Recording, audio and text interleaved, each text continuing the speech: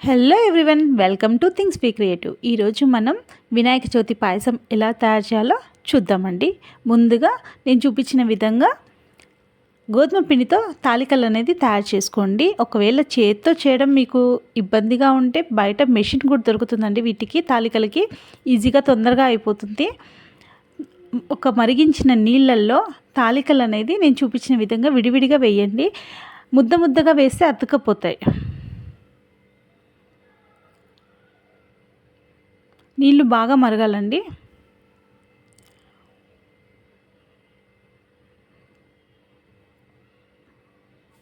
మధ్య మధ్యలో కలుపుతూ ఉండండి. ఒక కప్పు గోధుమ పిండిలో వాటర్ పోసుకొని పల్చగా కలుపుకొని పెట్టుకోండి.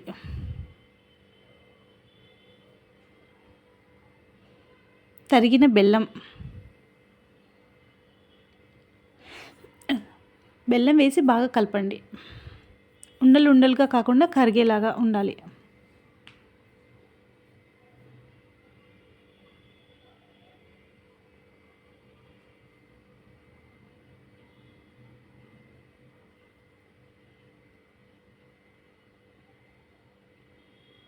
ఉండలు లేకుండా చూసుకోండి.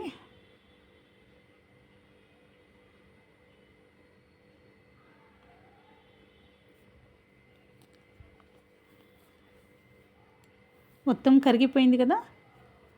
ఇప్పుడు మనం ఇందాక కలిపి పెట్టుకున్న గోధుమ పిండి వాటర్ ఉన్నాయి కదండి, అది ఇందులో పోసి కలపాలి.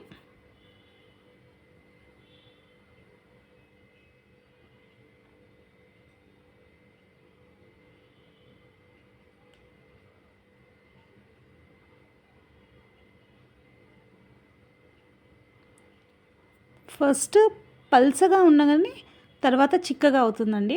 మీరేం టెన్షన్ పడద్దు.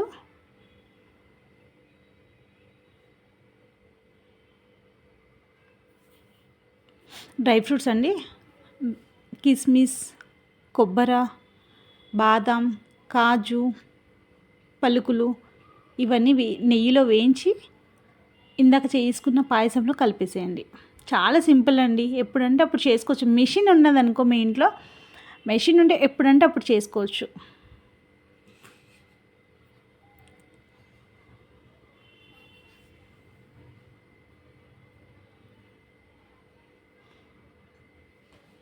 సింపుల్ అండి, అయిపోయింది.